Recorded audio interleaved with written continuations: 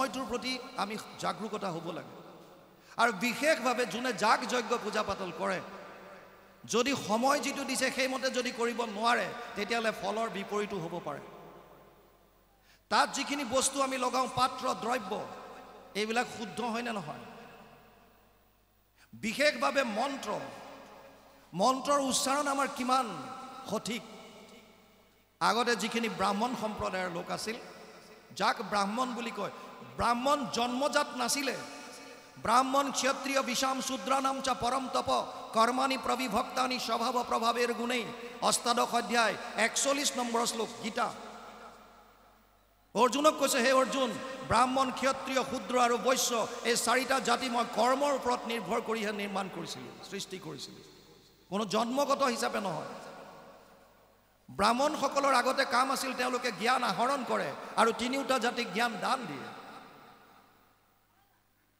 তেওঁলোকে আগতে গুৰুকুলত গৈ সৰুৰে পৰা বেদ মন্ত্ৰ অভ্যাস কৰিছিল আপোনালোকে জানি আচৰিত হ'ব যাগ যজ্ঞত যি ঘিউ আমি আহুতি দিওঁ এই ঘিউ যিজনী গাইৰ পৰা খিৰোৱাৰ কাৰণে মন্ত্ৰ বেলেগ আৰু বিধি বেলেগ সেই গাখীৰ আনি পেলাই যেতিয়া জুহালত গৰম কৰে উতলায় তাৰ কাৰণে বিধি বেলেগ মন্ত্ৰ বেলেগ তাৰ পৰা যেতিয়া মথন কৰি ঘিউ উলিয়াব তাৰ বিধি বেলেগ তাৰ মন্ত্ৰ বেলেগ আৰু ফাইনেলি যেতিয়া যজ্ঞত আহুতি দিব তাৰ মন্ত্ৰ বেলেগ তাৰ বিধি বেলেগ বিধিৰ কাৰণে বেদৰ 4টা ভাগৰ দ্বিতীয় ভাগটোত ব্ৰাহ্মণ্য বুলি লিখিছে যিমানবিলাক ব্ৰাহ্মণ্য গ্ৰন্থ আছে বেদৰ 4টা ভাগ আছে সংহিতাত মন্ত্ৰবিলাক আছে আৰু তাৰ পিছৰ ভাগটো হৈছে ব্ৰাহ্মণ্য তৃতীয় অংশটোক কৈছে আৰণ্যক চতুৰ্থটো হৈছে বেদান্ত যাক আমি উপনিষদ বুলি কওঁ ইমানখিনি নীতি নিয়ম আমি পালন কৰিব পাৰিছোনে নাই যদি পাৰিছে ভাল কথা কিন্তু যদি মন্ত্ৰত উচ্চাৰণত ভুল হয়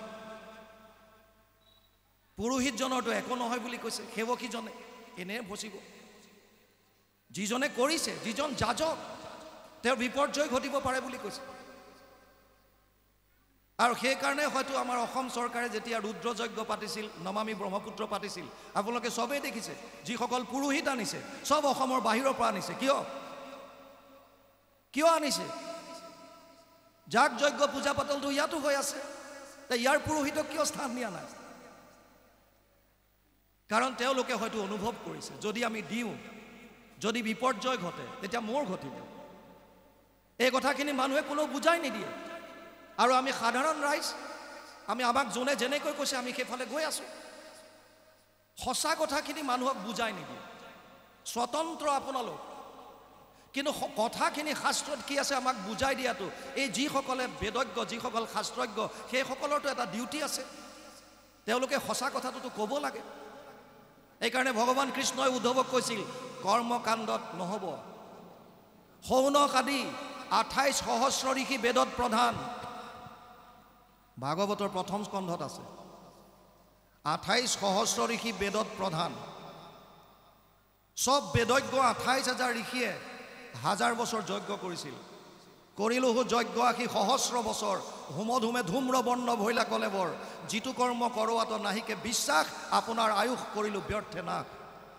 প্ৰথম স্কন্ধ ভাগৱততে পাব কিয় তেওঁলোক বেদজ্ঞ হোৱাৰ পাছতো ফলটো নাপালে আৰু আমি বেদজ্ঞ আজিকালি কিমানজন আছে যোনে সম্পূৰ্ণৰূপে বেদৰ অভ্যাস কৰিছে আৰু কিমানজন আছে যে জনাসকলে সকলো কৰ্মকাণ্ডত তেওঁলোকে আগভাগ লয়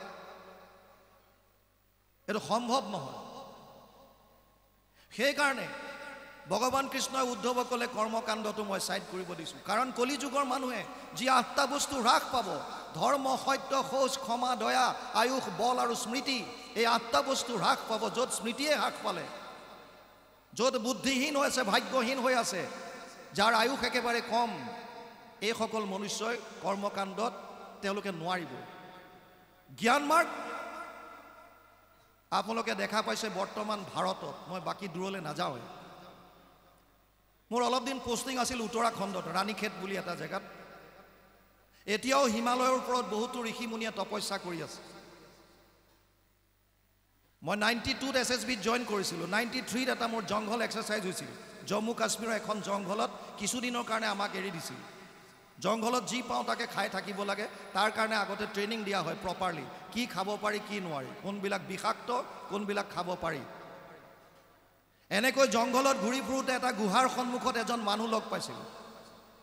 মানুহজনক সুধিলোঁ, দেউতা আপুনি এই জংঘলৰ মাজত এই গুহাৰ সন্মুখত কি কৰি আছে?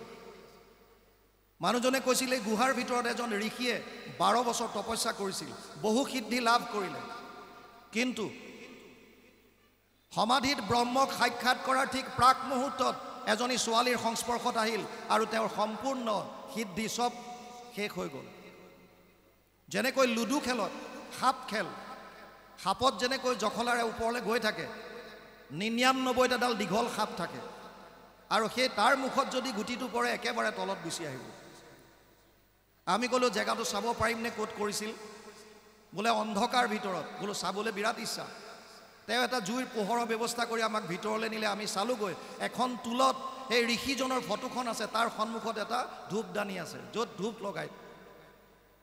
আমি জংঘল এক্সাৰচাইজ শেষ কৰাৰ পিছত যেতিয়া ওলাই আহিছিলোঁ, ওচৰৰ গাঁও এখনত সুধিলোঁ যে মই জংঘলত এনেকৈ বুঢ়া মানুহ এজন লগ পালোঁ, মোক এনেকুৱা এনেকুৱা কথাখিনি ক'লে, সত্যতা কিমান?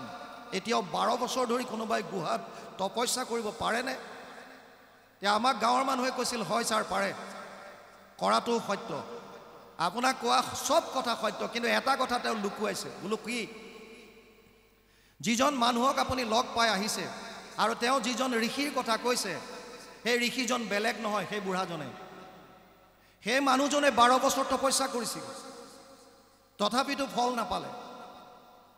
আৰু ব্ৰহ্মক সমাধিক দেখা পোৱা ব্যাসদেৱ যেতিয়া বদৰিকাশ্ৰমত বহি আছিল, আপোনালোকে ভাগৱতৰ প্ৰথম স্কন্ধত পাব, উগুল থুগুল চিত্ত নাহি সুখ শান্তি, নজানন্ত কৃষক মনত গুণী গান্তি। সমাধিত ব্ৰহ্মক সাক্ষাৎ কৰাৰ পাছতো তেওঁ শান্তি পোৱা নাই, আনন্দ পোৱা নাই। জ্ঞান মাৰ্গত শাৰীৰিক বহুত কষ্ট আছে। ক্লেশো অধিকতৰস্তে চাম অব্যক্ত অশক্ত চেতসা অব্যক্ত হি গতিৰ দুখম দেহবদ্ভিৰ অভাপ্যতে। 12 অধ্যায় 5 নম্বৰ শ্লোক গীতা। হে অৰ্জুন, জ্ঞান মাৰ্গত বহুত কষ্ট। ঘৰ দুৱাৰ বাদ দি সন্ন্যাস হৈ যাব লাগিব, বৈৰাগ্যৰ ভাৱ আনিব লাগিব। আৰু ভাৰতত আপোনালোকে চাওক, যিবিলাক সন্ন্যাস হৈ ঘৰ দুৱাৰ বাদ দি পেলাই গুচি গৈছে, সেইবিলাক আকৌ পলিটিক্সত আহিছে। মানে অন্তৰৰ পৰা একো ত্যাগ কৰিব পৰাই নাই। ইমান সহজ নহয়।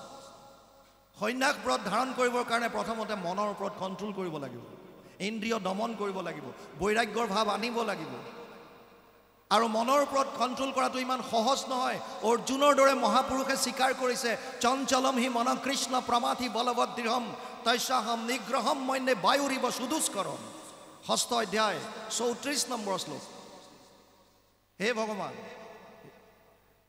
মোৰ মনটো অতি চঞ্চল, মই বায়ুকো যদি প্ৰতিৰোধ কৰিব পাৰোঁ, মনক কণ্ট্ৰল কৰিব নোৱাৰোঁ। অৰ্জুনে পৰা নাই। আৰু আপুনি মই, যাৰ আমাৰ খাদ্যাভ্যাস, আমাৰ আচাৰ ব্যৱহাৰ, কোনো য'ত আচৰণত ক'তো সংযমতা নাই, আমি কি মনৰ ওপৰত কণ্ট্ৰল কৰিব পাৰিম? সেইকাৰণে ভগৱানে ক'লে, এই উদ্ধৱ, যদিও 3টা মাৰ্গ আছে, কিন্তু এই 2টা মাৰ্গ কলিযুগৰ মানুহে নোৱাৰিব। ভাল কৰিবলৈ যায়, তেওঁলোকৰ বেয়া হোৱাটো মই নিবিচাৰোঁ। মোৰে সন্তান চব। গতিকে সহজ উপায় এটা কি আছে? সহজ উপায় হৈছে কেৱল মোৰ চৰণত আহক। 700 শ্লোকৰ গীতা কৈ শেষত ভগৱানে অৰ্জুনক এটা কথাই ক'লেগৈ, সৰ্বগুহ্যতমম ভূয় শৃণুমে পৰমম বচ ইস্তসীমে দৃঢ়মিতি ততো বক্সামিতে হিতম। 8ষ্টাদশ অধ্যায় 64 নম্বৰ শ্লোক গীতা। হে অৰ্জুন, তোক এতিয়া মই গোপনীয়ৰ পৰা গোপনীয় কথা কওঁ, শুন। কি ক'লে? সৰ্বধৰ্মান পৰিত্যাজ্য মাম একম শৰণম ব্ৰজ অহম ত্ব সৰ্ব পাপেভ্যো মোক্ষয়িষ্যামি মা শুচ। 8ষ্টাদশ অধ্যায় 66 নম্বৰ শ্লোক গীতা। সৰ্বধৰ্ম এৰি এক শৰণ সাক্ষাৎ, সুদৃঢ় বিশ্বাসে সখী লৈ কোৱা মাত, নকৰিবা ভয় হেৰা কৰোঁ অংগীকাৰ, সমস্ত পাপত মই কৰিব নিস্তাৰ। 5,500 বছৰ আগত ভগৱান কৃষ্ণই নিজ মুখে কৈ গৈছে এক শৰণ তত্ত্ব। অতি দুখৰ বিষয়, আজি ভাৰতৰ লগতে পৃথিৱীৰ বিভিন্ন দেশত গীতাৰ আলোচনা হয়।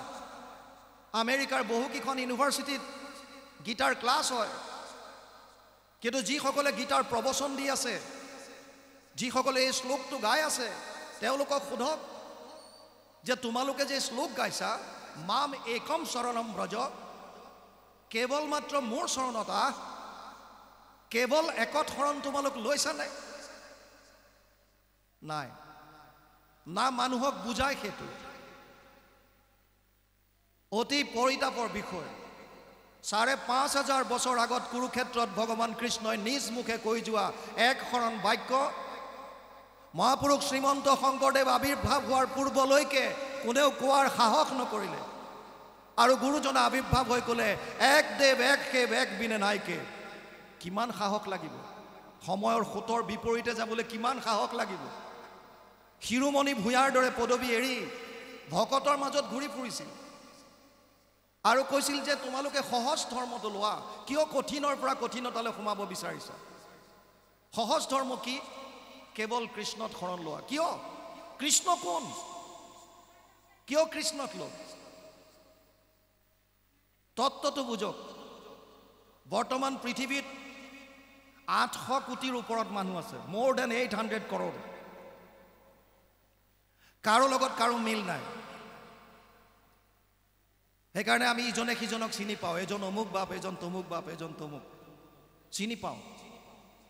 আনকি আমাৰ যি আঙুলিৰ ছাপ, ফিংগাৰ প্ৰিণ্টছ, এই ফিংগাৰ প্ৰিণ্টছো কাৰো লগত কাৰো নিমিলে, কাৰো লগত কাৰো নিমিলে।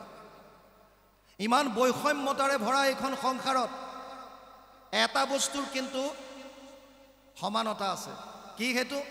আমি সকলোৱে আনন্দ বিচাৰোঁ। আমাক সকলোকে আনন্দ লাগে। আজি যিসকলে যাগ যজ্ঞ পূজা পাতলৈ কৃষ্ণক বিচাৰিছে, তেওঁলোকো আনন্দ বিচাৰিছে। যোনে ঘৰ দুৱাৰ বাদ দি সন্ন্যাস হৈ পেলাই পৰ্বতৰ পাহাৰৰ মাজত আছেগৈ, তেওঁলোকেও আনন্দ বিচাৰিছে। এজন ভিক্ষাৰীয়েও আনন্দ বিচাৰিছে, এজন ৰজাইও আনন্দ বিচাৰিছে, উগ্ৰবাদীসকলেও আনন্দ বিচাৰিছে।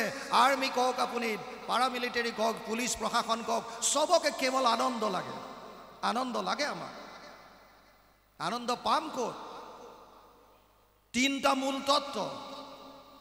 এক হৈছে ভগৱান, এক হৈছে তেওঁৰ বহিৰংগ শক্তি মায়া, আৰু এক হৈছে জীৱ, নিউট্ৰেল বা তটস্থ শক্তি আমিবিলাক। আমাক আনন্দ লাগে। আনন্দ পোৱাৰ দুটাই জেগা আছে, এফালে ভগৱান, এফালে তেওঁৰ মায়াৰ সংসাৰ। এডাল তৃণৰ পৰা বুলি ব্ৰহ্মলোক পৰ্যন্ত, ব্ৰহ্মা আদি কৰি জীৱ যত, ৰাম ৰাম ৰাম ৰাম ৰাম, মায়া সজ্জা মাজে আশ্ৰয় ঘুমতি যায়। মায়াৰ পৰা কোনো পৰিত্ৰাণ হ'ব পৰা নাই। ব্ৰহ্মাও পৰা নাই, বাকী দেৱ দেৱতা কি কয় আপুনি? ব্ৰহ্মাও হাত সাৰিব পৰা নাই। সব মায়াত আছে। আমাক যিটো আনন্দ লাগে, এই দুটা বস্তুৰ এটাত আছে, হয়তো ভগৱানত আছে, নহ'লে মায়াৰ সংসাৰত আছে। ইয়াৰ দুটাৰ ভিতৰত এটা থাকিবই লাগিব, কাৰণ তিনিটাই মূল তত্ত্ব। শাস্ত্ৰই আৰু 4 নম্বৰ তত্ত্বৰ কথাই কোৱা নাই, কেৱল তিনিটা তত্ত্ব: জীৱ, ভগৱান, মায়া। জীৱক আনন্দ লাগে, ক'ত পাম? মায়াৰ ওচৰত বলক। মায়াত কি আছে? আমাক অলপ আগত আমি আলোচনা কৰিছিলোঁ, ইয়াৰ পৰাই কৈছিলে এজনে ব্ৰহ্মাৰ সৃষ্টিৰ কথা। আমাৰ উদ্বোধক ডাঙৰীয়া হয়তো কৈছিল, নাৰায়ণৰ নাভি কমলৰ পৰা ব্ৰহ্মাৰ সৃষ্টি হৈছে। ব্ৰহ্মাৰ সৃষ্টি হোৱাৰ কথা এটা ওলাইছিলে। নাভি কমলৰ পৰাই ব্ৰহ্মাৰ সৃষ্টি হোৱাটো হয়। যেতিয়া ব্ৰহ্মা সৃষ্টি হ'ল, ব্ৰহ্মাই 4 মুখে চালে। প্ৰথমতেতো তই একো গম নাপালে। প্ৰথম চাই পেলাই ক'ত আহিলোঁ, খালি জল আৰু জল দেখি পুনৰ পদুম ঠাৰি আদি সোমাই গ'ল। ভগৱান নাৰায়ণৰ উদৰত বহু বছৰ ঘূৰিলে, পুনৰ ওলাই আহিলে। আহি পেলাই এইবাৰ তেওঁ চাৰিওফালে চাওঁতে 4খন মুখ হ'ল, আৰু এটা শব্দ শুনিলে, তপ তপ। তেওঁ বহু বছৰ তপস্যা কৰিলে। ভগৱান নাৰায়ণে দৰ্শন দিলে, বৈকুণ্ঠ ধাম দৰ্শন কৰাই দিলে, আৰু ব্ৰহ্মাক ক'লে, হে ব্ৰহ্মা, হে প্ৰজাপতি, তুমি আগৰ দৰে সৃষ্টি কৰা। ব্ৰহ্মাই মুখ মেলি চাই আছে, আগৰ দৰে কি সৃষ্টি কৰিব, একোৱে মনত নাই। আৰু তেতিয়া ভগৱান কৃষ্ণই, নাৰায়ণে নিজেই তেওঁৰ হৃদিগত হৈ বেদৰ জ্ঞান দিছিল, নিজে হৃদিস্থিত হৈ। ভাগৱতৰ প্ৰথম শ্লোকটোতে আছে। আৰু তাৰপিছত 4টা শ্লোকত ভাগৱত দিছিল। এই 4টা শ্লোকৰ দ্বিতীয় শ্লোকটোত মায়াৰ বিষয়ে কৈছে। ঋতেৰ্থে য়ৎ প্ৰতীয়ত না প্ৰতীয়ত চাত্মানি তদ বিদ্যাদাত্মনো মায়া যথা আভাসো যথা তম। 2:9-34, দ্বিতীয় স্কন্ধ 9ম অধ্যায় 34 নম্বৰ শ্লোক ভাগৱত। আৰু ইয়াৰ অনুবাদ সকলোৱে বুজিব পৰাকৈ মহাপুৰুষ শ্ৰীমন্ত শংকৰদেৱে দ্বিতীয় স্কন্ধত কৰিছে। তেওঁ লিখিছে, মায়া মানে কি? অবস্তুক দেখা হয় বস্তুক আৱৰি, এইকে মোহৰ মায়া জানা নিষ্ট কৰি। নাথাকিতো যেন দেখি চন্দ্ৰমা দুটয়, থাকিতো ৰাহুক যেন কেহু নেদেখয়, সেই মতে মায়া আৰ কৰি ঈশ্বৰক আশাৰ বিষয় সদা দেখায় জীৱক। ক্লিয়াৰ লিখা আছে। আমি যি মায়াৰ মাজত সংসাৰত ধন টকা পইচা পুত্ৰ পৰিবাৰ ঘৰ দুৱাৰ ইত্যাদি ইত্যাদিত বিচাৰি ফুৰিছোঁ, এয়া চব অবস্তু বুলি কৈছে।